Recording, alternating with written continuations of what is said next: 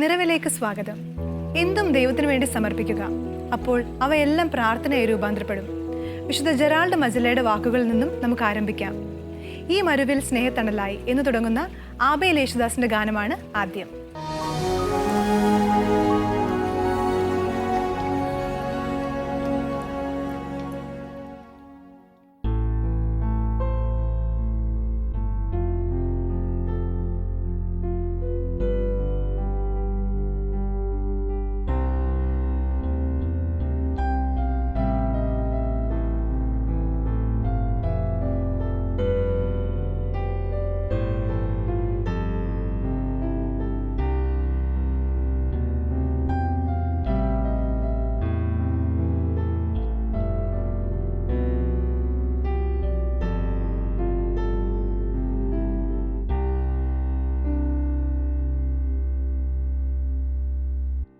ഈ മരുവിൽ സ്നേഹത്തണല് പ്രിയനേശുവേ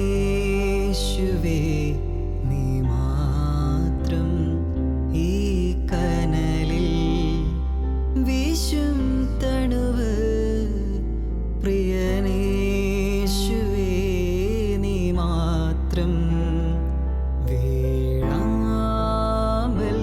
മഴ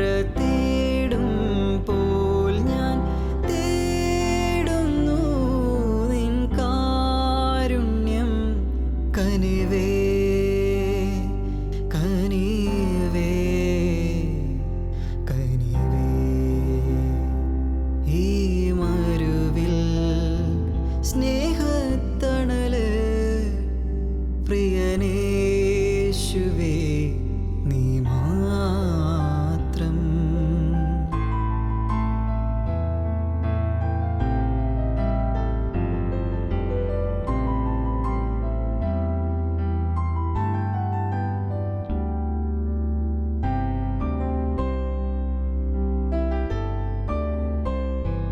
നീ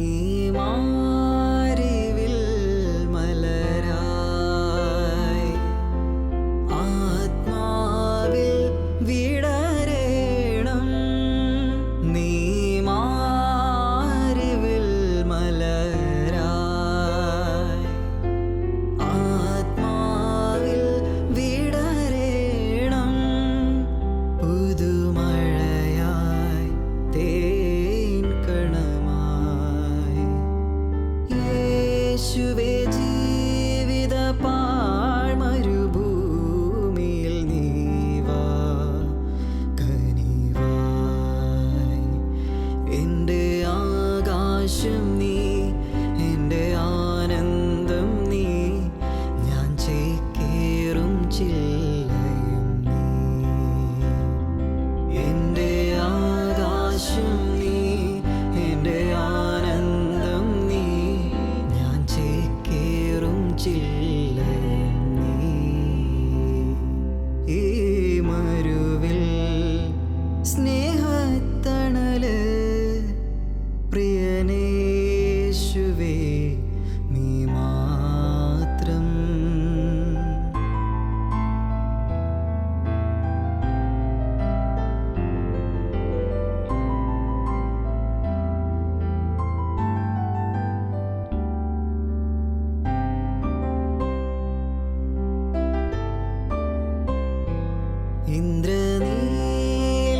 ഇന്ദ്രനീലക്കല്ലായി ഞാൻ നിൻ കരതാരിൽ തിളങ്ങാൻ.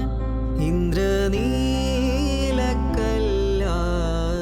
ഞാൻ നിൻ കരതാരിൽ തിളങ്ങാൻ. സ്വർണം പോലെ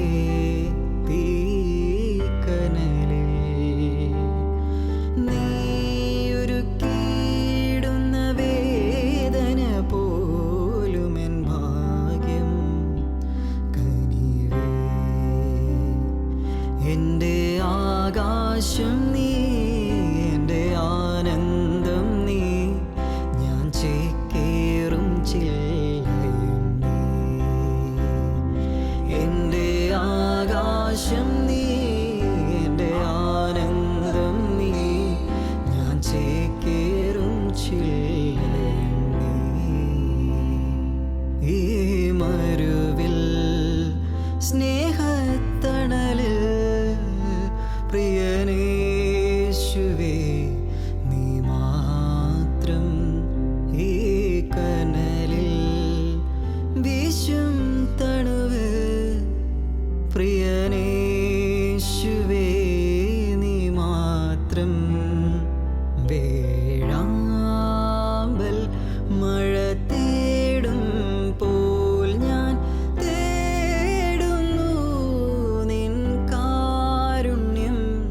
കനിവേ കനിവേ കനിവേ.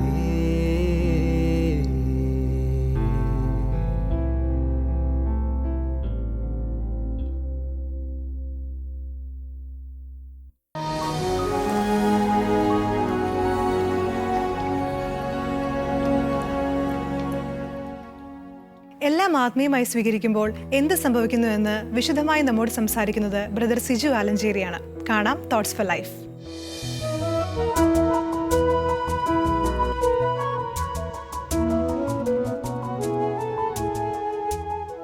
സ്നേഹമുള്ളവരെ, ഞാൻ വായിച്ച ഒരു പത്രവാർത്ത ഓർക്കുന്നു. ദീപിക ദിനപത്രത്തിൻ്റെ സൺഡേ സപ്ലിമെൻറ്റിലാണ് ഞാൻ വായിച്ചത്. ഈ വാർത്ത എനിക്ക് തോന്നുന്നു എല്ലാ പെൺകുട്ടികൾക്കും എല്ലാ ആൺകുട്ടികൾക്കും എല്ലാ വിദ്യാർത്ഥികൾക്കും, പ്രത്യേകിച്ച് മുൻപോട്ട് പോകാൻ ഒരുപാട് തടസ്സങ്ങളുള്ള, ജീവിതത്തിലൊരു മോട്ടിവേഷൻ നഷ്ടപ്പെട്ട വിദ്യാർത്ഥികൾക്കെല്ലാം, കുട്ടികൾക്ക്, ചെറുപ്പക്കാർക്ക് ഒരു വലിയ റോൾ മോഡലാണ് ഈ പെൺകുട്ടി. ഏതാണ്ട് 10-26 വയസ്സുള്ള ഈ മിടുക്കി പെൺകുട്ടി. അവളെ പരിചയപ്പെടുത്താം. അതിന് മുൻപ് അല്പം പുറകോട്ട് അവളുടെ ചില കാര്യങ്ങൾ ഒന്ന് അറിയുക നല്ലതാണ്. വർഷങ്ങൾക്ക് മുൻപ് ഒരു 6-7 വയസ്സുള്ളപ്പോൾ, ഈ കുട്ടിക്ക് 6-7 വയസ്സുള്ളപ്പോൾ അച്ഛൻ ഉപേക്ഷിച്ചു പോയതിൻ്റെ സങ്കടത്തിൽ നമ്മുടെ കോട്ടയം കുമളി ആ റോഡിൽ ചോറ്റുപാറ എന്ന് പറയുന്ന സ്ഥലം വഴിവക്കിൽ തൻ്റെ 3 പെൺകുഞ്ഞുങ്ങളെയും, പറക്കമുറ്റാത്ത 3 പെൺകുഞ്ഞുങ്ങളെയും കൈക്ക് പിടിച്ച് റോഡ് വക്കിൽ കരഞ്ഞു നിന്ന ഒരമ്മയുടെ ചിത്രം ഈ പെൺകുട്ടി കഥയിൽ വിവരിക്കുന്നുണ്ട്. ഞങ്ങൾ കൂടെയുണ്ട്, തിരിച്ചു വരൂ, നിന്നെ സുരക്ഷിതമായിട്ട് ഞങ്ങൾ സംരക്ഷിക്കാം എന്നൊന്നും ആരും പുറകെ വിളിക്കാനില്ലാത്ത ഒരു കാലഘട്ടം. എങ്ങോട്ട് പോകണം, കയറിക്കിടക്കാൻ ഇടമില്ല. ഏലത്തോട്ടത്തിൽ, തേയിലത്തോട്ടത്തിൽ ജോലി ചെയ്ത ആ ഒരു തുച്ഛമായ വരുമാനത്തിൽ മാത്രം ലയത്തിൽ, ഏലത്തോട്ടത്തിൻ്റെയും തേയിലത്തോട്ടത്തിൻ്റെയും തൊഴിലാളി ലയത്തിൽ ജീവിച്ച ആ കുടുംബം അച്ഛൻ ഇട്ടേച്ച് പോയി. വീടുമില്ല, ആൾക്കാരുമില്ല കൂടെ നിൽക്കാൻ. ഈ ലോകം മുഴുവനും എതിര് നിന്ന് എല്ലാം അസ്തമിച്ചു പോയി എന്നൊക്കെ കരുതിയ ഒരവസ്ഥയിൽ അമ്മ കരയുന്നുണ്ട്, മക്കൾ 3 പേരും കരയുന്നുണ്ട്.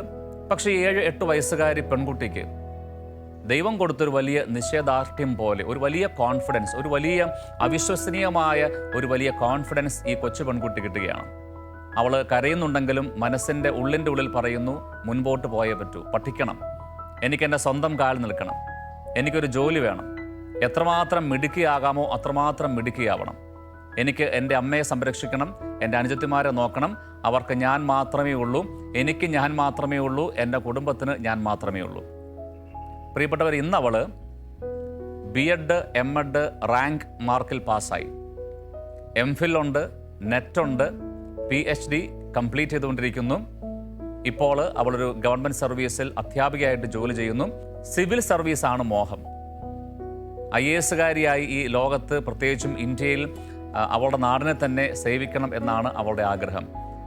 എന്നെ കേൾക്കുന്ന പ്രിയപ്പെട്ട മക്കൾ, പ്രിയപ്പെട്ട വിദ്യാർത്ഥികൾ, പഠിച്ചുകൊണ്ടിരിക്കുന്നവർ, ഇതിന് പറയുന്ന മറുപേരാണ് PMA, പോസിറ്റീവ് മെൻ്റൽ ആറ്റിറ്റ്യൂഡ്. ഇത് ലോകത്തോട് ആദ്യമായിട്ട് പറഞ്ഞൊരു മനുഷ്യനുണ്ട്, നെപ്പോളിയൻ ഹിൽ.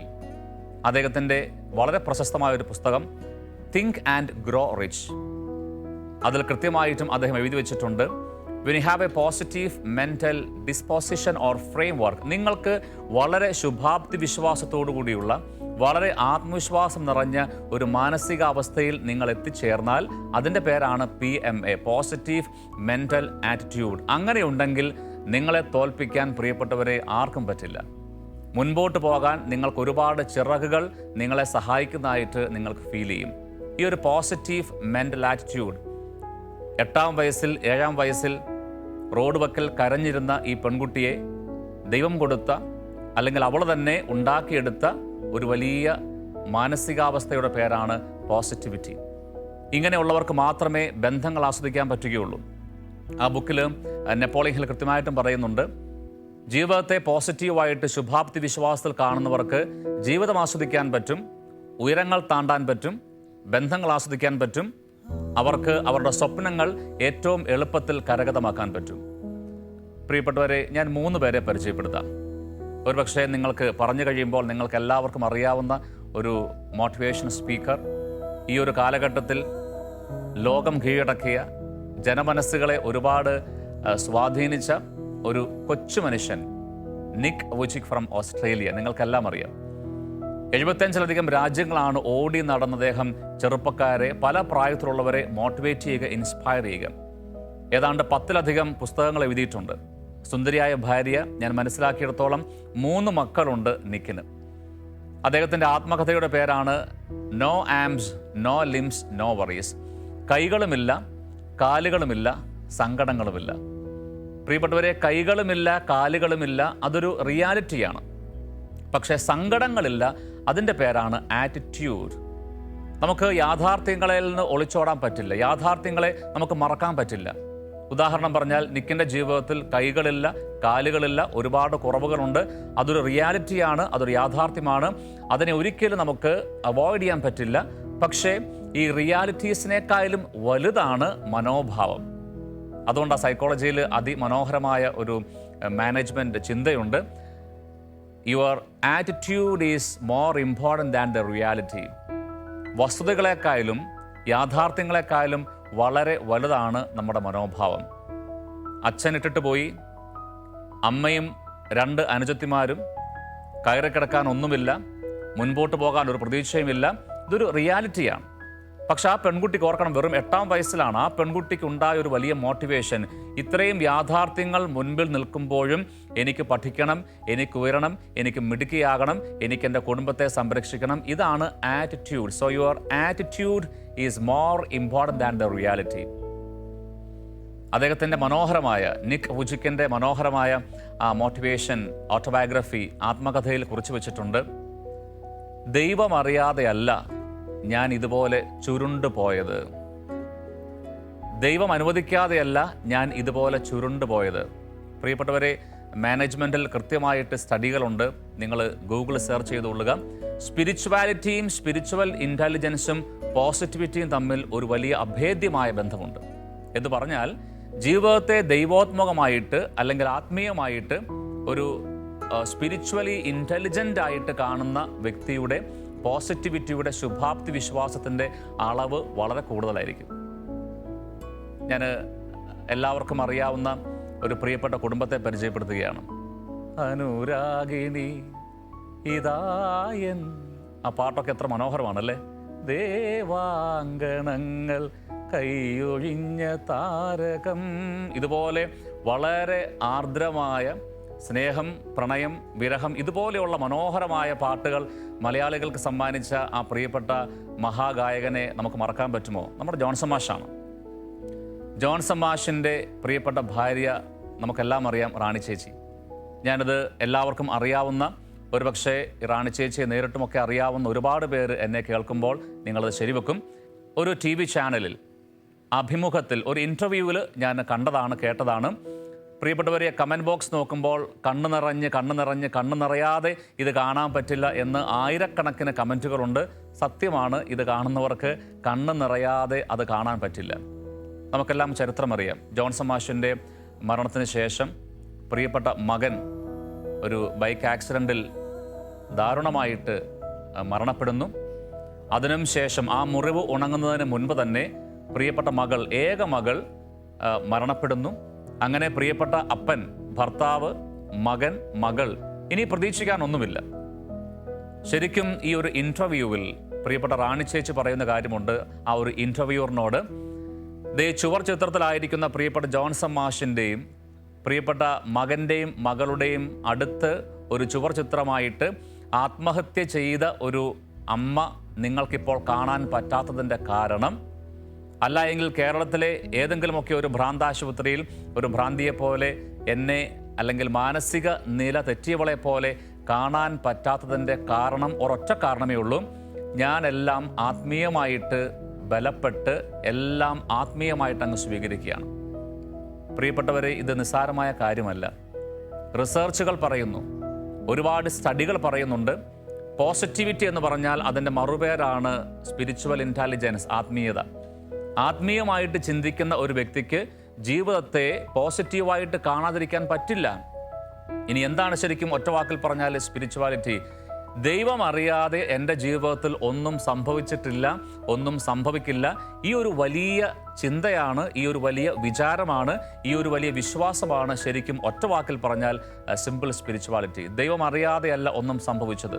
അതുകൊണ്ട് പ്രിയപ്പെട്ട എന്നെ കേൾക്കുന്ന മാതാപിതാക്കന്മാർ, മക്കൾ, കുടുംബങ്ങൾ ആരുമാവട്ടെ, ജീവിതത്തെ കുറച്ചുകൂടി പോസിറ്റീവായിട്ട് കാണാനുള്ള ഒരു വെല്ലുവിളിയാണ്.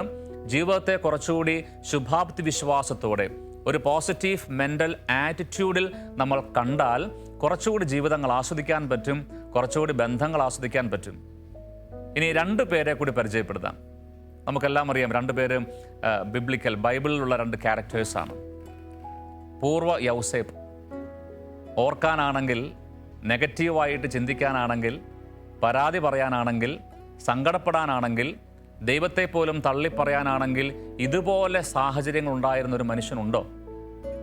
പക്ഷേ നമുക്കെല്ലാം അറിയാം, വചനത്തിൽ ഉൽപ്പത്തി 50:20 സ്വന്തം സഹോദരങ്ങൾ പോലും ധാന്യത്തിന്, അന്നത്തിന്, ഭക്ഷണത്തിന് കൈനീട്ടുമ്പോൾ അദ്ദേഹം പറയുന്നൊരു കമൻ്റുണ്ട്, നിങ്ങൾ എനിക്ക് തിന്മ ചെയ്തു, എന്നാൽ എൻ്റെ ദൈവം അത് നന്മയാക്കി മാറ്റി. പ്രിയപ്പെട്ടവർ, ഇതാണ് ജോസഫിൻ്റെ PMA ആണ്, പൂർവ്വ യൗസേപ്പിൻ്റെ PMA ആണ്, positive mental ആറ്റിറ്റ്യൂഡാണ്.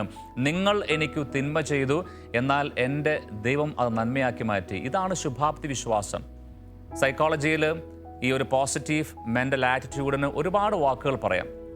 For example, self motivation ഒരു വാക്കാണ്, സെൽഫ് കോൺഫിഡൻസ് മറ്റൊരു വാക്കാണ്, ദെൻ ശുഭാപ്തി വിശ്വാസം, അല്ലെങ്കിൽ ഒരു എഫിക്കസി, ഒരു ഒപ്റ്റിമിസം, ഒരുപാട് വാക്കുകളുണ്ട്. Positive thinking, power of positive thinking.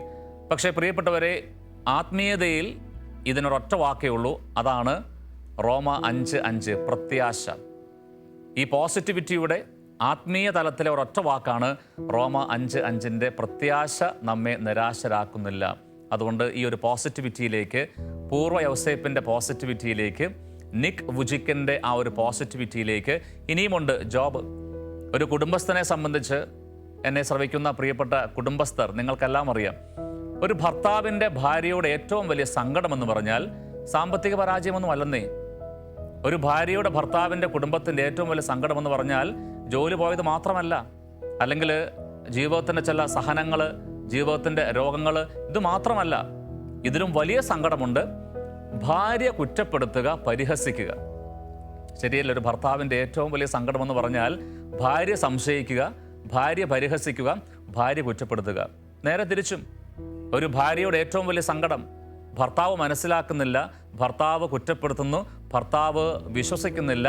ആ ഒരു വലിയ ചേർച്ചക്കുറവാണ്. നമുക്കെല്ലാം അറിയാം, ജോബിന് ഇതും സഹിക്കേണ്ടി വന്നു. ആടുമാടുകൾ പോയി, സമ്പത്ത് പോയി, മക്കൾ നഷ്ടപ്പെട്ടു. ഇതെല്ലാമായിട്ടും അവസാനത്തെ ജോബിൻ്റെ സഹനമായിരുന്നു ഭാര്യയുടെ കുറ്റപ്പെടുത്തൽ. നമുക്കെല്ലാം അറിയാം, ഭാര്യ ഇങ്ങനെ പറയുക, ദൈവത്തെ പോലും തള്ളിപ്പറഞ്ഞ് പോയി മരിക്കുക. ഇനിയും ദൈവത്തെ നോക്കിയിരിക്കരുത്, ഇനിയും ദൈവത്തെ വിളിക്കരുത്, ദൈവത്തെ കുറ്റപ്പെടുത്തി നിങ്ങൾ പോയി മരിക്കുക എന്ന് തന്നെയാണ് പറഞ്ഞത്. പരിഹാസം, ക്രോധം, ആക്രോശം എല്ലാമുണ്ട്. പക്ഷെ ഇവിടെയാണ് ജോബിൻ്റെ PMA പ്രിയപ്പെട്ടവരെ നമ്മളെ കുറച്ചുകൂടി വളർത്തേണ്ടത്. ജോബ് 2:10 നമ്മളിങ്ങനെ വായിക്കുന്നുണ്ട്, ദൈവത്തിൽ നന്മ സ്വീകരിച്ച നാം തിന്മ സ്വീകരിക്കാൻ മടിക്കുന്നതെന്ത്? ഇതാണ് ജോബിൻ്റെ PMA. ദൈവത്തിൽ നന്മ സ്വീകരിച്ച നാം, ദൈവമാണ് നന്മകൾ തന്നതെങ്കിൽ, ദൈവമാണ് ജോലി നൽകിയതെങ്കിൽ, ദൈവമാണ് മക്കളെ നൽകിയതെങ്കിൽ, ദൈവമാണ് സമ്പത്ത് നൽകിയതെങ്കിൽ, ചിലപ്പോൾ ഈ സമ്പത്ത് പോകാനും, മക്കളെ നഷ്ടപ്പെടാനും, ജോലി നഷ്ടപ്പെടാനും ഒക്കെ ദൈവം തന്നെ അവസരമൊരുക്കിയാൽ, പ്രിയപ്പെട്ടവരെ, നമ്മൾ ചോദിക്കരുത്, വൈ മീ ഗോഡ്? എന്തുകൊണ്ട് ഞാൻ മാത്രം? എന്തുകൊണ്ട് എൻ്റെ വീട്ടിൽ മാത്രം? എന്തുകൊണ്ട് എൻ്റെ കുടുംബത്തിൽ മാത്രം? ഇതാണ് ജോബിൻ്റെ PMA. അതുകൊണ്ട് ജോസഫിൻ്റെ PMA, നിങ്ങൾ എനിക്ക് തിന്മ ചെയ്തു. ഓർക്കണം, കൊല്ലാൻ ആലോചിച്ചു, ശ്രമിച്ചു, പരാജയപ്പെട്ടു, പൊട്ടക്കിണറ്റിലിട്ടു, അവസാനം ഈജിപ്തിൽ അടിമയെപ്പോലെ വിറ്റു, പൊത്തിഫറിൻ്റെ ഭാര്യയുടെ ആ ജഡപ്രലോഭനത്തിനു മുമ്പിൽ ഓടി രക്ഷപ്പെട്ടപ്പോൾ നുണകൾ പറഞ്ഞ് ഒരു തടവുകാരനെ പോലെ, അടിമയെപ്പോലെ പണിയെടുക്കേണ്ടി വന്നു. അവസാനം നെക്സ്റ്റ് ടു ഫറവോയുടെ ഒരു വലിയ പ്രധാനമന്ത്രിയായിട്ട്, ഒരു വലിയ മനുഷ്യനായിട്ട് ദൈവം അദ്ദേഹത്തെ ഉയർത്തി.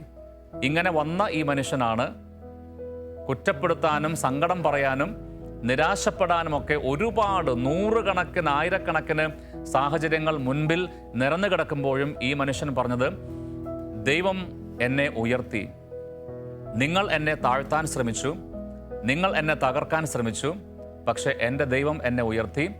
നിങ്ങൾ എനിക്ക് തിന്മ ചെയ്തു, എന്നാൽ ദൈവം അത് നന്മയാക്കി മാറ്റി. ഇതിൻ്റെ പേരാണ് ജോസഫിൻ്റെ PMA. ദൈവത്തെ പോലും തള്ളിപ്പറഞ്ഞ് പോയി മരിക്ക്, ആത്മഹത്യ ചെയ്യും എന്ന് പരിഹസിച്ച പ്രിയപ്പെട്ട ഭാര്യയോട് പോലും ജോബിൻ്റെ ആ തൻ്റെ ഇടമാണ്, ജോബിൻ്റെ ആ ഒരു പോസിറ്റിവിറ്റിയാണ്, ജോബിൻ്റെ ശുഭാപ്തി വിശ്വാസമാണ്. അഥവാ റോമ 5:5 ആ പ്രത്യാശയിലാണ് അദ്ദേഹത്തിന് പറയാൻ പറ്റിയത്, എടി ദൈവമാണ് എല്ലാം നൽകിയതെങ്കിൽ ദൈവത്തെ കുറ്റപ്പെടുത്തരുത്. പ്രിയപ്പെട്ട ഭാര്യയെ, ദൈവത്തിൽ നന്മ സ്വീകരിച്ച നാം തിന്മ സ്വീകരിക്കാൻ മടിക്കരുത്. ഈ ആധുനിക യുഗത്തിൻ്റെ മറ്റൊരു ചലിക്കുന്ന PMA ആണ് ഞാൻ പരിചയപ്പെടുത്തിയ നിക്. ദൈവം അറിയാതെയല്ല ഞാൻ ഇതുപോലെ ചുരുണ്ടുപോയത്. അറിയാവുന്ന എല്ലാവർക്കും അറിയാം, ആകപ്പാടെ ഒരു കൈയുടെ നീളം മാത്രമുള്ള, ഒരു മേശപ്പുറത്ത് മാത്രം കയറി നിന്ന് സംസാരിക്കാൻ സാഹചര്യമുള്ള, ആകപ്പാടെ ചുരുണ്ടുപോയ ഒരു മനുഷ്യൻ. കൈകളുമില്ല, കാലുകളുമില്ല. പക്ഷേ ദൈവം അറിയാതെയല്ല ഇത് സംഭവിച്ചത്, ദൈവം അനുവദിക്കാതെയല്ല ഇത് സംഭവിച്ചത്. ഇതൊക്കെ പറയിപ്പിക്കാൻ നിക്കിനെയും, ഇതൊക്കെ പറയിപ്പിക്കാൻ ജോബിനെയും ജോസഫിനെയും നമ്മൾ കണ്ട റാണി ചേച്ചിയുമൊക്കെ സഹായിച്ചതിൻ്റെ മറുപേരാണ് സ്പിരിച്വൽ ഇൻ്റലിജൻസ്, ആത്മീയത, ദൈവോന്മുഖത. ഈ ഒരു സ്പിരിച്വൽ ഇൻ്റലിജൻസും ദൈവോന്മുഖതയും പോസിറ്റിവിറ്റിയും തമ്മിൽ അഭേദ്യമായ ബന്ധമുണ്ട് പ്രിയപ്പെട്ടവർ. അതുകൊണ്ട് ദൈവത്തോട് ചേർന്ന് നിൽക്കുക, ദൈവം നിങ്ങളോടും ചേർന്ന് നിൽക്കും.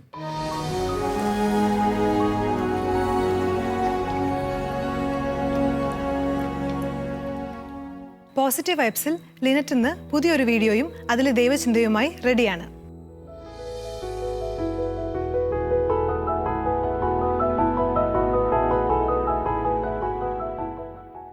പോസിറ്റീവ് വൈബ്സിലേക്ക് സ്വാഗതം. ഗോഡ് ഈസ് സ്പീക്കിംഗ് എന്ന വീഡിയോ കണ്ടിട്ട് നമുക്ക് തിരിച്ചു വരാം.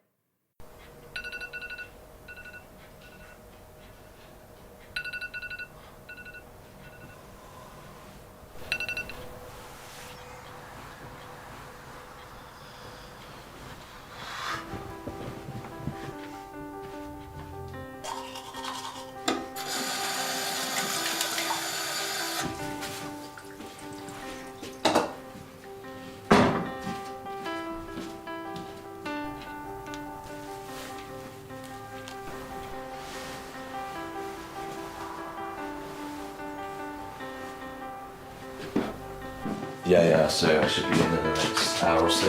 Yeah, no, absolutely, no problem. We'll get it sorted. I've already spoken to them, and they said it would be fine. So, okay. Yeah. All right. See you soon.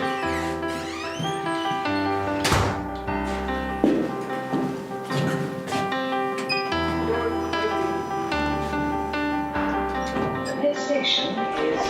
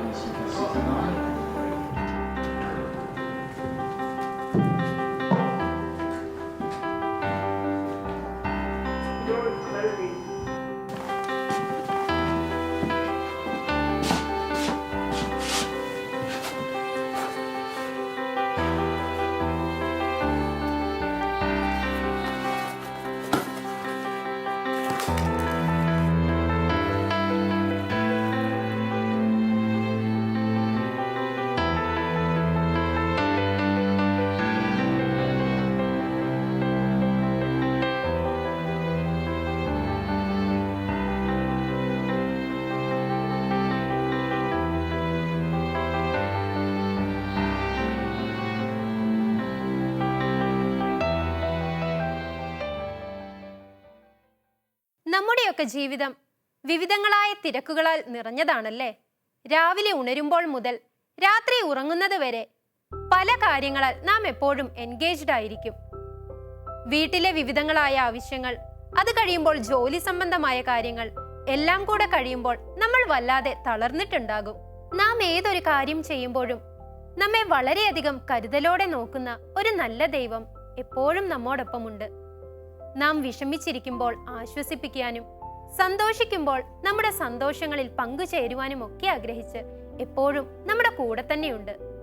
എന്നാൽ ആ ദൈവിക സാന്നിധ്യത്തെ പലപ്പോഴും തിരിച്ചറിയാൻ നമുക്ക് സാധിക്കുന്നില്ല എന്നതല്ലേ യാഥാർത്ഥ്യം. നാം എത്രമാത്രം അകന്നു പോയാലും നമ്മുടെ തിരിച്ചുവരവ് പ്രതീക്ഷിച്ചിരിക്കുന്ന സ്നേഹനിധിയായ പിതാവാണ് ദൈവം. അതുകൊണ്ട് തന്നെയല്ലേ തന്റെ ഏകജാതനായ ഈശോയെ, ലോകജനതയെ പാപത്തിന്റെ ബന്ധനത്തിൽ നിന്നും മോചിപ്പിക്കുന്നതിനായി ഭൂമിയിലേക്ക് അയച്ചത്. നമ്മുടെ കൂടെ എപ്പോഴും ആയിരിക്കാൻ ആഗ്രഹിക്കുന്ന ഈശോയെ ഒരു കൂട്ടുകാരനായി നമുക്ക് കൂടെ കൂട്ടാം.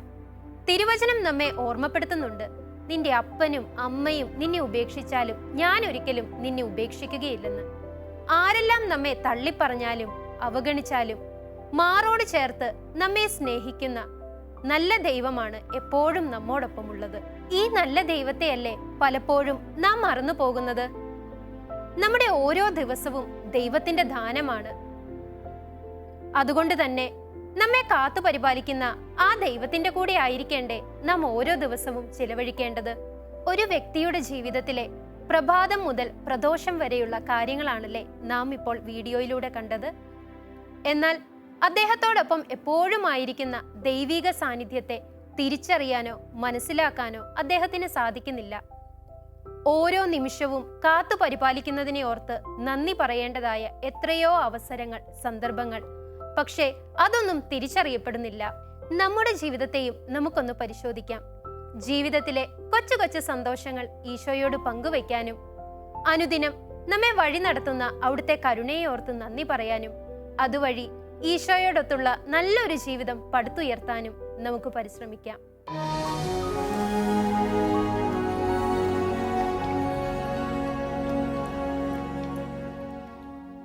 എന്തും ദൈവത്തിനു വേണ്ടി സമർപ്പിക്കുക, അപ്പോൾ അവയെല്ലാം പ്രാർത്ഥനയായി രൂപാന്തരപ്പെടും. നിറവ് ഇവിടെ അവസാനിക്കുമ്പോൾ എല്ലാ വിഭവങ്ങളും നിങ്ങൾക്ക് ഇഷ്ടപ്പെട്ടു എന്ന് വിശ്വസിക്കുന്നു. അഭിപ്രായങ്ങൾ അറിയിക്കുമല്ലോ. നാളെ ഇതേ ദിവസം കാണുന്നത് വരെ നമുക്ക് പരസ്പരം പ്രാർത്ഥനയിൽ ഓർമ്മിക്കാം. ഈശോ മിശിഹായ്ക്ക് സ്തുതിയായിരിക്കട്ടെ. നിറവിൽ ഗാനങ്ങൾ ആലപിക്കുവാൻ ആഗ്രഹിക്കുന്നവർ ശാലോം ടെലിവിഷന്റെ പ്രോഗ്രാം ഡിപ്പാർട്ട്മെന്റുമായി ബന്ധപ്പെടുക. ഫോൺ 9605818881. നീ